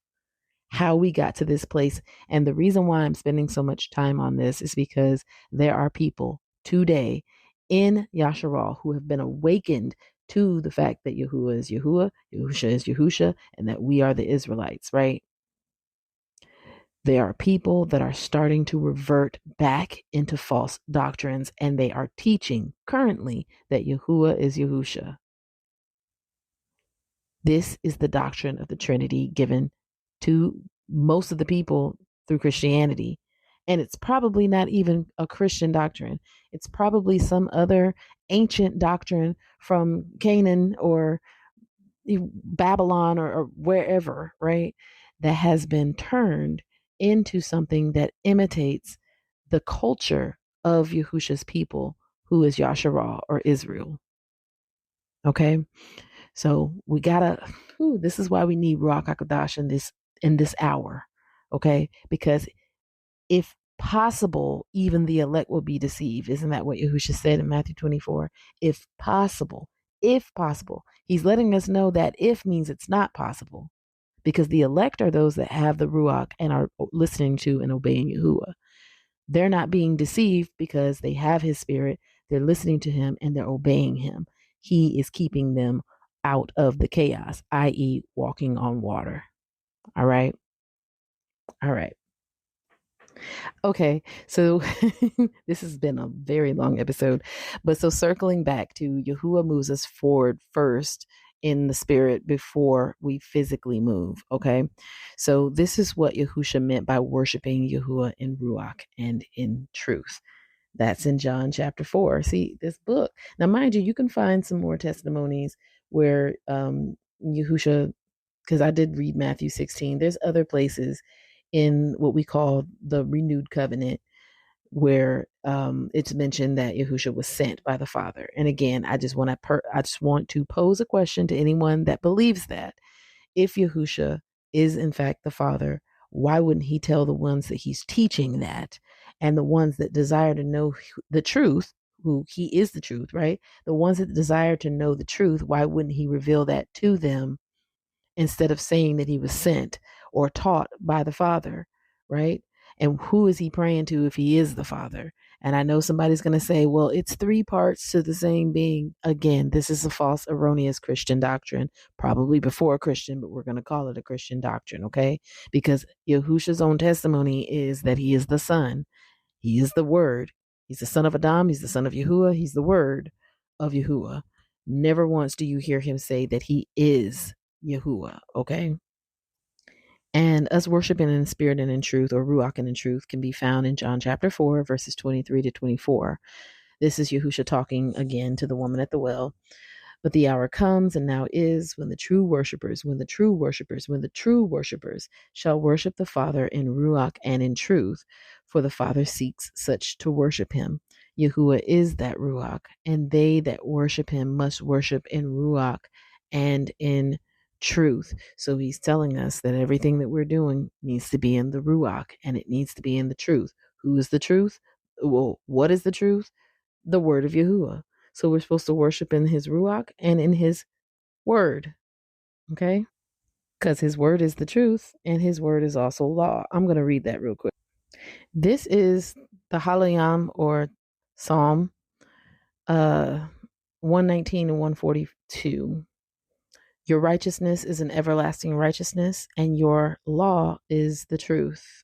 My book says your Torah, or Torah, is the truth. Okay? And Yahusha declares in John chapter 14, apologies, that he's the truth, the life, and the way. Okay. And the reason why I'm reading these is so you have the evidence. You should still go back and look for yourself. But I'm reading from this book so you can understand this is the testimony. This is how these go together.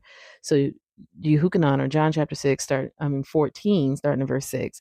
Yahusha said unto him, I am the way, the truth, and the life. No man comes unto the Father but by me. Okay. So Yahuwah's word draws you to, well, Yahuwah's word is what gets you into the kingdom, okay? By you listening to and obeying. And also, if you look at the first verse of Psalm 119, you'll see where it mentions the way. Okay. Wow. I'm trying to turn back and I didn't realize how far away I was. All right. This is Psalm 119 and 1. Barak are the undefiled in the way who walk in the Torah, or law of Yahuwah. Okay. So when Yahusha says, I am the way, the truth, and the life, okay, he's revealing this is a testimony. He's not just saying these things idly just to say, hey, look at me, this is who I am. These are revelations that he's given. Okay. And the thing about it is, you got to remember, these that he's teaching, the apostles that he's teaching, well, I don't like using apostle, the disciple, I don't even like using that. The taught ones that he has that are with him, the 12 taught ones that are with him, remember, they are still aware of the fact that they are Israelites. They still know who Yahuwah is. They're not someone that is coming out of a captivity where they lost their identity in the world and memory of who Yahuwah and Yahusha are. Okay. That's not the case with them. So him telling them that he's the way, he's the truth, and he's the life, that means something to them. Okay. Because they still know who Yahuwah is. They still know who they are. They still know that there's a law that they need to be abiding in. All right. But enough of that.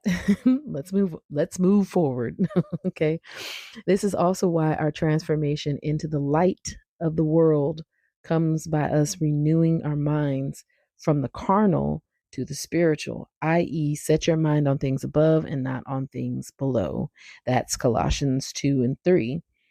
And then I already quoted earlier Romans 12, 1 to 2. Okay. Before I move forward, I just want to pause. So earlier when I mentioned Romans 12, 1 to 2, it must have been what Yahuwah wanted me to do, because in my notes, it actually says Hebrews 12, 1 to 2. So before I move forward, I am going to read that, because when we are talking about moving slow and so on and so forth, this actually goes along with that. Okay. So Hebrews 12, 1 to 2 says, wherefore, seeing we also are compassed about with so great a cloud of witnesses, let us lay aside every weight and the sin which does so easily beset us, and let us run with patience the race that is set before us, looking unto Yahusha, the author and finisher of our faith, who for the joy that was set before him endured the stake or the tree, despising the shame, and is set down at the right hand of the throne of Yahuwah. So again, I just wanted to read that and let you know that that was actually included in my notes, but I said Romans 12, 1-2. So I just wanted to read that for you. But going back, so we're talking about being transformed into the light of the world by the renewing of our minds. From the carnal into the spiritual, which is setting our minds on the things above and not on the things below. Colossians 3:2. Okay. So something Ruach HaKodesh spoke to me a few years back was the physical realm is an echo of the spiritual realm. Now he said this to me in a way that I would understand, but Yahuwah spoke into the spirit, the physical manifested what he said. So going back to what I said earlier, and Yahuwah said, let there be whatever, put whatever you want in there, light, dark, you know what I'm saying? And Yahuwah said, and there was, okay? So those with eyes to see and ears to hear are able to see and hear into the spiritual realm. So when we're hearing Yahuwah's voice, we're hearing in the spirit. Now, here's the thing. It sounds like we're just hearing him in our minds. There are people that are going to say, well, how do you know it's not you? I don't know about anybody else, but I'm going to say that the voice that I hear in my head speaking to me, when it's Yahuwah speaking to me via his Ruach HaKodesh, it's not my voice. It's not my voice. It's another voice. And I know there's somebody out there listening that's like, well, that sounds a little schizophrenic. You know what? Let that be your thought process, if that's what your thought process is. Because I actually know somebody that was schizophrenic, and the voices in their head didn't tell them to do things that were considered holy and righteous. Okay. So let's consider the source and the things that it's telling us to do. Okay. The voice in my head's telling me to do good things. All right.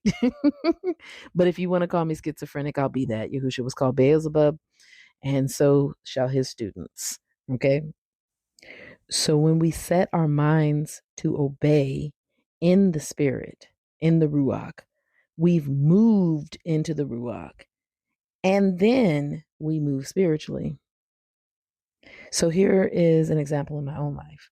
Yahuwah had me studying Exodus or Shemath 40 verses 34-38. And yes, I'm going to go ahead and read it because why not?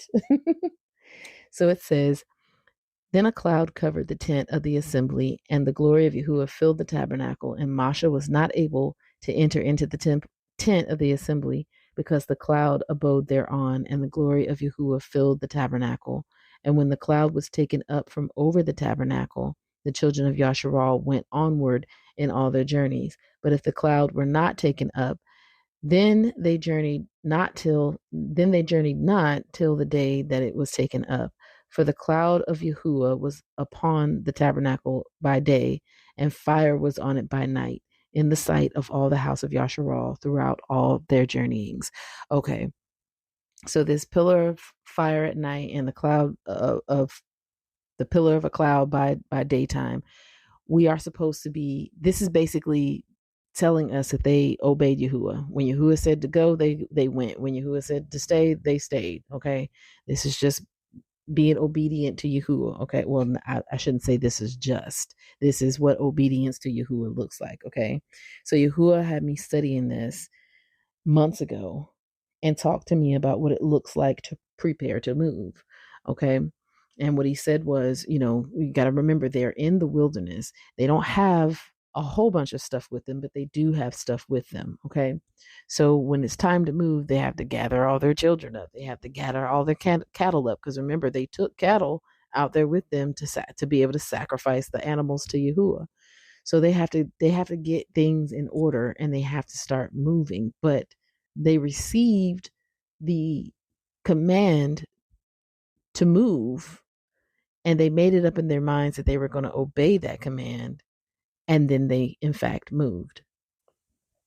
So their decision to obey the command, or because yeah, their decision to obey Yahuwah was made in the spirit realm. Okay. I know this is a hard thing to explain, but I know somebody is understanding what I'm saying. Okay. And Yahuwah was explaining this to me because I'm about to move. However, I haven't been told when or where I'm going to be moving to. But despite that current lack of information, Yahuwah is expecting me to start cleaning and packing my house, which I have been doing. And I was slacking doing it at first. But as soon as I became serious about obeying, things started flowing properly in the Ruach for me, again for me. So my stagnation started when I didn't prepare to move. Okay. Hence, here I am talking to you for over an hour about this very concept of moving forward. Okay. So I didn't fully enter into stagnation, but I had started to enter into stagnation, and it started when I did not start moving. Did I want to move? Yeah. But my error, and I believe that my lack of understanding is what allowed me to have grace, because it wasn't that I didn't want to obey Yahuwah. I thought that I was supposed to wait for Yahuwah to tell me when and where I was to go before I started moving. So then he started talking to me through his word about how you're supposed to obey him. You don't wait for every detail. He tells you to do something, you start preparing to do that thing he told you. Okay. And that's how he taught me the lesson. And he allowed me to see what it feels like to be slack in doing what he says. It didn't feel good. Remember, I told you earlier, it was deafening. It was blinding. It was very discouraging. It didn't feel good. I felt like I was getting further and further away from Yahuwah, and I didn't know why. Because again, in my heart and in my mind, I wanted to obey Yahuwah. But because I lacked the understanding of what that looked like, now mind you, I didn't ask either, but because I lacked the understanding of what that actually looked like, I started to become stagnant, stale. You know what I'm saying? But praise Yah for his instruction. Here's another example. A few months ago, I heard Ruach HaKodesh say, get into the ark. Then I felt a separation in the Ruach. I could spiritually see me standing in the door of the ark and looking down on all the people I know who weren't getting on the ark. And my heart lamented for them when I was told to read Revelation 22 and 10. So as my heart was lamenting for them, I was told to read Revelation 22 and 10. It's very interesting what it says. And he said unto me, seal not the sayings of the prophecy of this book, for the time is at hand. He that is unjust, let him be unjust still. And he which is filthy, let him be filthy still. And he that is righteous, let him be righteous still. And he that is Kadash, let him be Kadash still. And behold, I come quickly, and my reward is with me, to give every man according to his work shall be. All right. So Yahuwah told me this. I believed him. I wasn't slacking this part. Okay. I heard him say, get into the ark. All right. So there is a set apart music artist, rapper. I don't know what to call him, an Ak. Hezekiah. I'm pretty sure most of you listening to this has probably heard of him if you are an awakened Israelite. But the interesting thing is, I've listened to a lot of his songs. I went through his roster and found a whole bunch of them and listened to them. But there's one that I had never seen or heard before until one day, randomly, after Yahuwah told me to get into the ark, right? All of a sudden, this song pops up, and it's called Days of Noah. So I was like, oh, what's this song? And mind you, it's one of his earlier songs. So it's not like it wasn't already out and he just put it out. It's been out, right? So I was like, ooh, what is this? The very first part of the song, the lyrics are, get on the ark and close the door. Like, you can't get no more serious and more plain than that. You know what I'm saying? Yahuwah was like, nah, but for real though. Okay.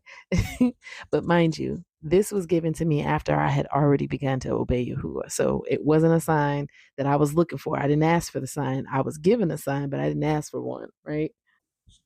So all of this is what it means to dwell with Yahuwah and Yahusha. Okay. We obey now and become a new or renewed creation. Now we take off the corruptible and put on the incorruptible. Now the physical manifestation, it seems like I have to keep saying this word. The physical manifestation will appear or will happen later. So the physical manifestation of us taking off the corruptible and putting on the incorruptible will happen later, which is when we will be changed, transformed in the twinkling of an eye. That happens later on the outside. But on the inside, we're already taking off the corruptible and putting on the incorruptible. That's what it means to take off the old man and put on the new man. That's what it means that it is no longer I who lives, but Hamashiach who lives in me. And what Shaul is essentially, in essence, saying is, it's no longer I who lives, but the word of Yahuwah lives in me. So I'm actually going to read First Corinthians chapter 15. And when I say I'm going to read First Corinthians chapter 15, I mean the entire chapter. It's a very good chapter to have read, but just listen, please. If not, feel free to skip ahead. But this is Yahuwah's word that we're talking about, so it would behoove you to stick around and read along with me. All right. So here goes. Moreover, brethren, I declare unto you the Bashar, which is good tidings, not good news, but good tidings. I guess you could say good news, but whatever, which I preached unto you, which also you have received, and wherein you stand, by which you also are saved, if you keep in memory what I preached unto you, unless you have believed in vain. For I delivered unto you first all of that which I also received. So he's saying, I gave you everything that I got. How that Mashiach died for our sins according to the scriptures, and that he was buried, and that he rose again the third day according to the scriptures, and that he was seen of Kappa, or Peter, then of the 12. After that, he was seen of above 500 brethren at once, of whom the greater part remain unto this present. But some are fallen asleep. So this is the reprobates. Okay, you can't be you can't be a reprobate. You can't fall away from the truth if you never knew the truth. Okay, but some are fallen asleep. After that, he was seen of James, then of all the apostles, and last of all, he was seen of me also, as one born out of due time. For I am the least of the apostles, then I'm not worthy to be called an apostle. Taught one. I like to say taught one. So we're going to say a taught one from now on, because I persecuted the called out assembly of Yahuwah. But by the grace of Yahuwah, I am what I am. And his grace, which was bestowed upon me, was not in vain, but I labored more abundantly than they all. Yet not I, but the grace of Yahuwah, which was with me. Therefore, whether it was I or they, so we preach, and so you believed. Now, if Mashiach be preached that he rose from the dead, how say some among you that there is no resurrection of the dead? That is actually one of the doctrines of the Sadducees. Didn't Yahusha say, beware of the leaven of the Pharisees and the Sadducees? And then he explained that he meant the doctrine. Part of the doctrine of the Sadducees was that they did not believe in resurrection. So we're going to take a brief detour real quick to Matthew chapter 22.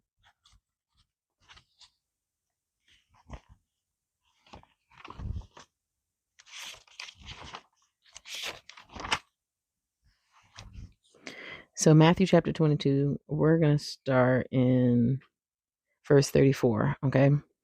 But when the Pharisees had heard that he had put the Sadducees to silence, let's go back up. Apologies. We're going to start up further. We're going to start in verse 23 and probably go to verse 34.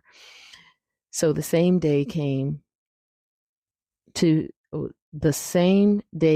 him the Sadducees, which say that there is no resurrection, and asked him, saying, Teacher, Masha said, if a man dies having no children, his brother shall marry his woman and raise up seed unto his brother.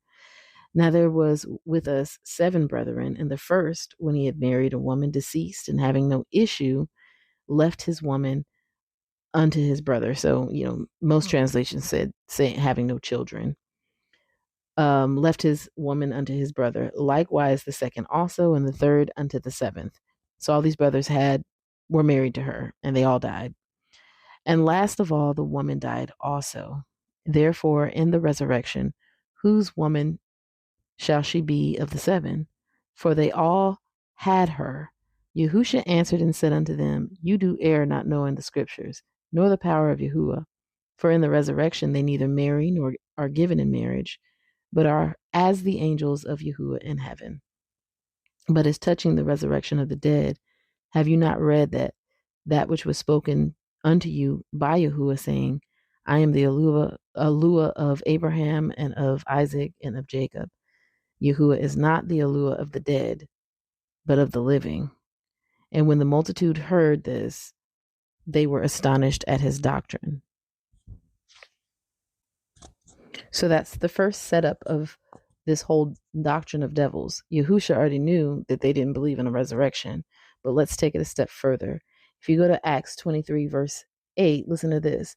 For the Sadducees say that there is no resurrection, neither angel nor spirit, but the Pharisees confess both. So there was a division between the Pharisees and the Sadducees on this doctrine, okay?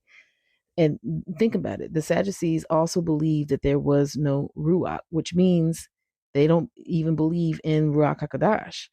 They don't believe in any such thing as any spirit. Spirits are not a thing for them, okay? We're not just talking about Yahuwah's spirit. We're talking about any spirit, even the unclean spirits. They don't exist to them. That's their doctrine. And if you look at Sadducee in the Paleo Hebrew, it is Zadakayam, okay? The root word of that is Zadak. Don't remember which chapter, apologies, but somewhere in the book of Jeremiah, it talks about how the Levites fell away from carrying out guarding the watch of Yahuwah is what it specifically says. They didn't guard the watch of Yahuwah, which means they didn't serve Yahuwah the way he told them to serve them. They actually started offering incense to Baal and so on and so forth, right? And so with that, Yahuwah gave a word of rebuke, and he said, none of you shall be in the temple serving me, but you'll be outside serving the people, except for one section or sector or part or family of the Levitical priesthood, and that was of the sons of Zadok or Zadok, right? Remember I said that the root of the word Zadokayam is Zadok, right? These are his descendants. The Zadokayam are the part of the Levitical priesthood that Yahuwah once praised because they were the only ones that remained faithful to him. And now they hold a doctrine that there's no resurrection, there's no spirit. But the Pharisees, who are teachers of the law, are like, nah, all of that's true. You know what I'm saying? So this is what has been going on in Israel during the captivity that Yahusha was came here in when he was in the flesh. Okay, this was what was going on in their captivity, because even though they were awakened, they were still captives during this time. Once again, I have to qualify my statements. So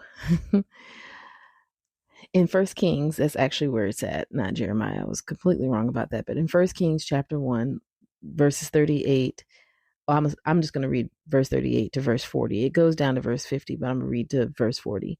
So Zadok the priest and Nathan the prophet and Banayahu the son of Yahuiada, the Kerethaim, and the Philistine went down and caused Shalomah, this is Solomon, to ride upon King David's mule and brought him to, don't know that word, so I apologize, Gechan, I'm going to say is what that says.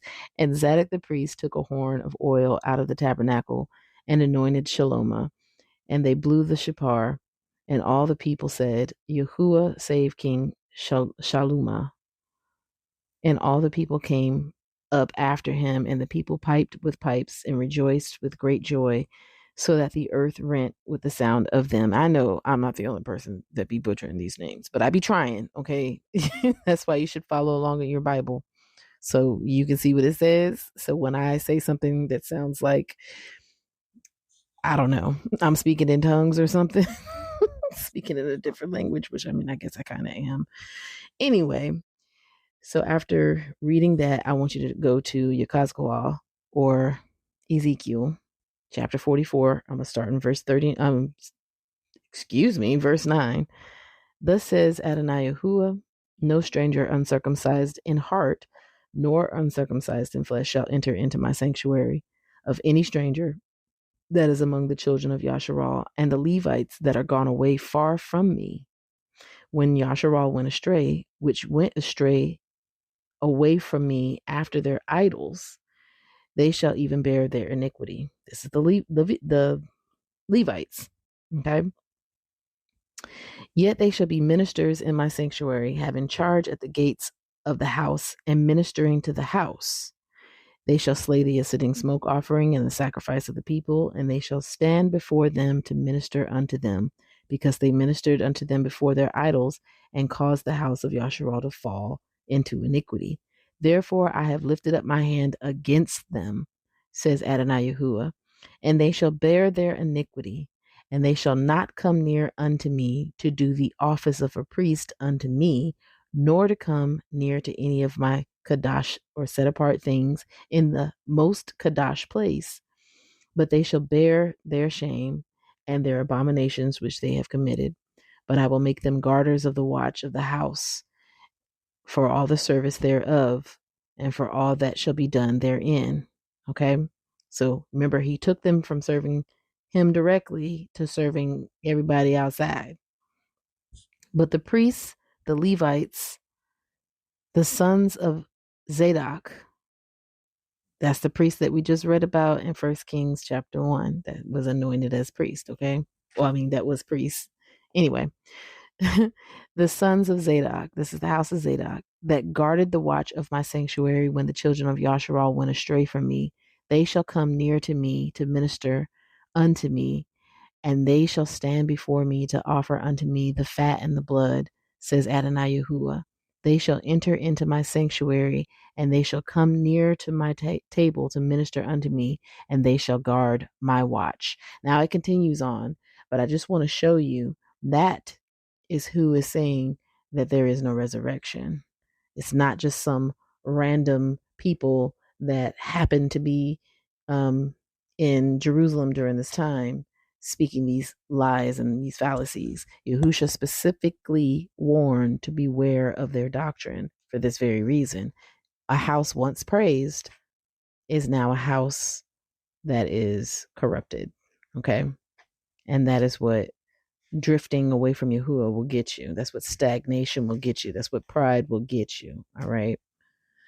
All right. So going back to 1 Corinthians 15. So I'm going to go back down to verse 12. Now, if Mashiach be preached that he rose from the dead, how say some among you that there is no resurrection of the dead? But if there be no resurrection of the dead, then is Mashiach not risen? And if Mashiach be not risen, then is our preaching in vain, and your faith is also vain.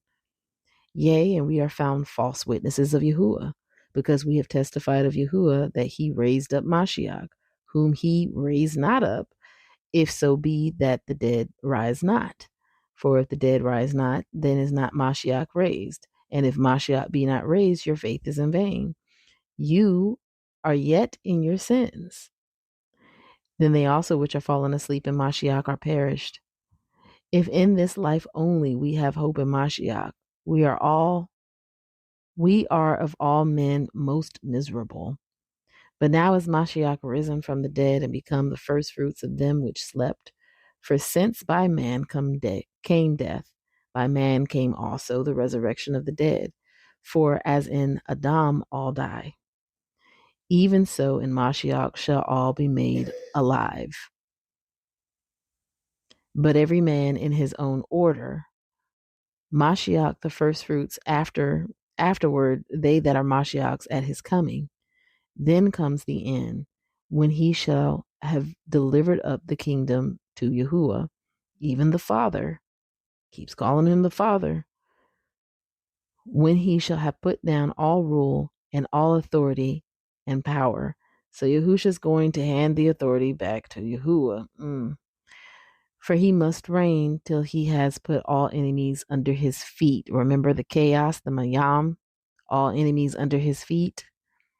The last enemy that shall be destroyed is death. And we actually see that death goes into the lake of fire in Revelation 20. I'll go there real quick. It's the last part of Revelation 20. Won't take me long. Is it Revelation 20? Yeah. Starting at verse 11. And I saw a great white throne and him that sat on it, from whose face the earth and the heavens fled away, and there was found no place for them. And I saw the dead, small and great, stand before Yahuwah, and the books were opened, and another book was opened, which is the book of life. And the dead were judged out of those things which were written in the books according to their works. And the sea gave up the dead which were in it, and death and Sheol delivered up the dead which were in them, and they were judged every man according to their works. And death and Sheol, or Shaul is actually the name, were cast into the lake of fire. This is the second death, and whosoever was not found written in the book of life was cast into the lake of fire. Okay? So again, the last enemy that shall be destroyed is death. For he has put all things under his feet. But when he says all things are put under him, it is manifest that he is expected, which did put all things under him. So when he was walking on the water, he was also giving us a glimpse of what was going on in the spirit realm. Okay? And when all things shall be subdued unto him, then shall the Son also himself be subject unto him that put all things under him, that Yahuwah may be all in all. Else what shall they do which are immersed for the dead, if the dead rise not at all? Why are they then immersed for the dead? And why stand we in jeopardy every hour? I protest by your rejoicing, which I have in Mashiach Yahusha, our Adonai, I die daily. If after the manner of men I have fought with beasts as Ephesus, what does it advantage me if the dead rise not? Let us eat and drink, for tomorrow we shall die. Be not deceived. Evil communications corrupt good manners. Awake to righteousness and sin not, for some have not the knowledge of Yahuwah. I speak this to your shame. But some man will say, how are the dead raised up? And with that body do they come? You fool, that which you sow is not quickened, except it die. And that which you sow, and you sow not that body that shall be, but bear grain. It may chance of wheat or of some other grain, but Yahuwah gives it a body as it has pleased him, and to every seed his own body. All flesh is not the same flesh, but there is one kind of flesh of men, another flesh of beasts, another of fish, and another of birds. Which, by the way, in John chapter 6, when Yahushua is talking about you got to eat of his flesh and drink of his blood, if you look up the Paleo Hebrew word for flesh, it is bashar, which is actually the same word for good news, good tidings. I thought that was kind of interesting. There are also celestial bodies and bodies terrestrial, but the glory of the celestial is one, and the glory of the terrestrial is another. There is one glory of the sun, and another glory of the moon, and another glory of the stars. For one star differs from another star in glory. And mind you, I'm not talking about the function of the word. I'm just talking about, the English definition. So apologies for me not explaining that. So also is the resurrection of the dead. It is sown in corruption. It is raised in incorruption. It is sown in dishonor. It is raised in glory. It is sown in weakness. It is raised in power. It is sown a natural body. It is raised a spiritual body. There is a natural body and there is a spiritual body. There is a natural body and there is a spiritual body.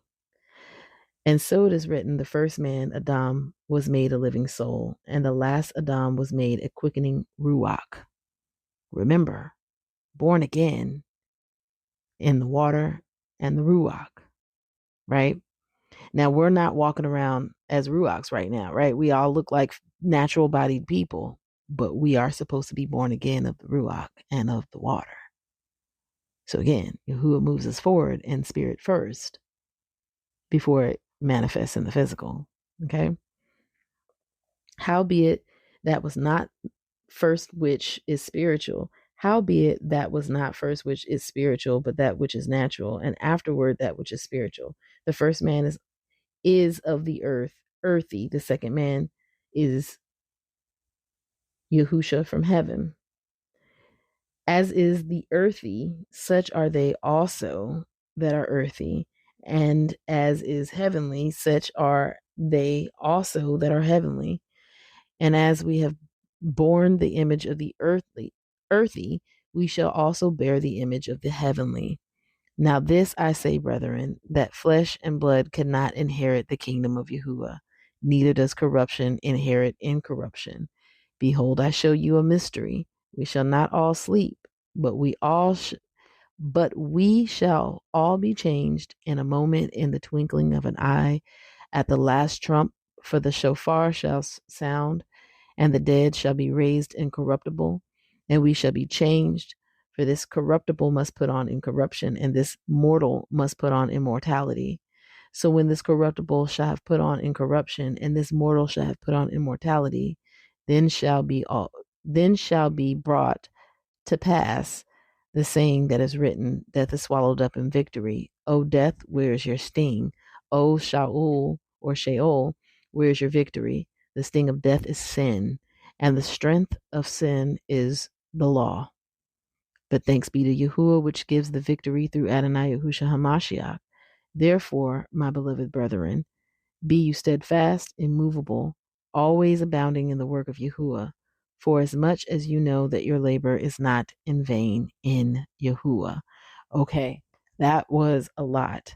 But Paul, in his own way, is reiterating what Yahusha was saying in John chapter 3, that we have to be born again. That is taking off the corruptible and putting on the incorruptible. Okay. He's saying the exact same thing, a little long-winded in it like I am, but he's saying the exact same thing. Okay. Now, I have recently heard Yahuwah say, come walk with me. And although I'm physically in the same place, I've spiritually began to move forward. This is not the first time he said this to me. He said this to me on multiple occasions. When he says to me, come walk with me, I know that it's time for me to go somewhere else, learn something else, do something else. But again, it's something that happens spiritually before it happens physically. Sometimes I never physically move from the place that I'm in, but spiritually I have moved on the path that I'm on with Yahuwah, because we're supposed to be walking the path, not standing on the path, right? So there are times when I have physically moved, and there are times when I have physically not moved, but the entire time I'm moving in the spirit. Hopefully that's making sense. All right. And I'm just going to end it right there, because this is 2 hours long, y'all. I guess this is what happens when I'm gone for a long time. Come back, give you 2-hour podcast. But you know what? It's fine, because you can listen to this while you're at work. You can listen to this while you're exercising. Just listen to me and all my goofiness, but praise y'all at the same time. You know what I'm saying? Because he is the ultimate reason why we're both here in the first place.